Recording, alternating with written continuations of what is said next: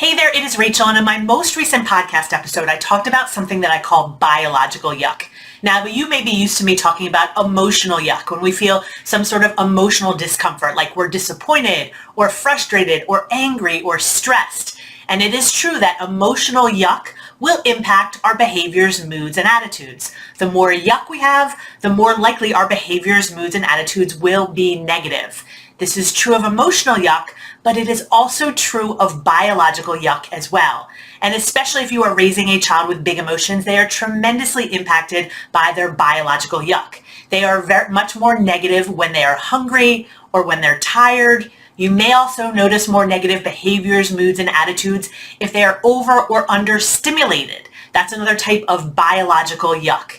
And as the holiday season is approaching, it's really important to think about this biological yuck, because during the holiday season, your kids are likely to sleep less, or they're eating at less structured times, they're having more sugar, and all of this is going to impact their behavior, their moods, and their attitudes. In fact, I always say that if you see the negativity, the negative behavior, moods, and attitudes, you really need to think about biological yuck first, even before emotional yuck, because you can't actually deal with the emotional yuck until the biological yuck is addressed.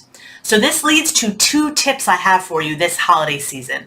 The first tip is to just be very, very aware that a child who has biological yuck, or even an adult who has biological yuck, is going to behave poorly. They're going to be crankier. They're going to be more irritable. They're going to be meaner to the people around them. They're going to complain and whine more. Be aware of that.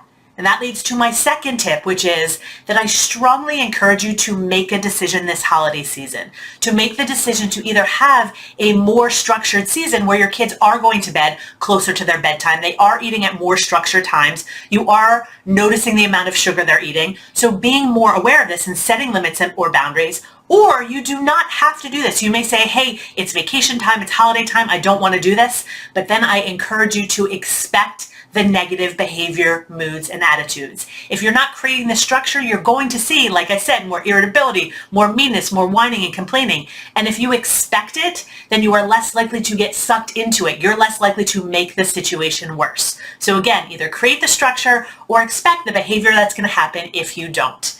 If you want to hear a little bit more about this, I encourage you to listen to my latest podcast episode. You can find that at rachel-bailey.com/246. Take care.